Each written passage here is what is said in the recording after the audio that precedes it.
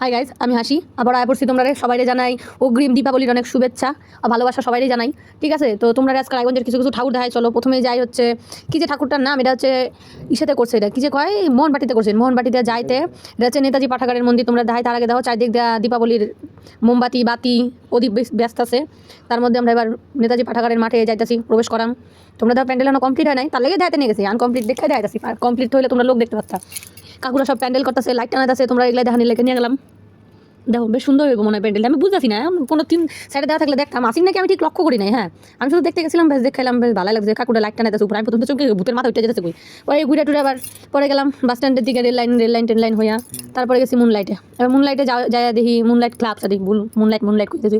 এটা হচ্ছে rail station, তোমরা আশা করি সবাই ছিল রায়গঞ্জের রেল স্টেশন। এই জায়গায় গেছি, দেখো ঠাকুরটা জানি না কি, কিন্তু আমার খুব ভালো লাগতেছে। আমি জিজ্ঞাসা যেতে কি গো মনে হলো কেদারনাথের মন্দিরের মতো, জানি না এটা কি হচ্ছে। আচ্ছা যাই হোক, দেখতে তো পারাম। ফাইনাল লুক সবাই দেখায়াম, তোমরা দেখায়াম।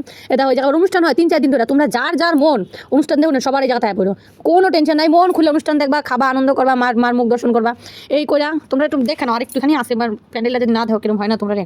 এবার আবার ঘুরে টুরে বেড়াইতেছি আমরা, মানে যদি বাড়াবো সবাই বাড়াইটারাই। তোমরা গেটটা দেখানি লাগবে তো, এবার দেখবো তোমরা গেটটা। থামো যাই যাতে একটু টাইম লাগে, বুঝো না তো তাড়া দাও কেন, কী করলাম তারপরে দাও।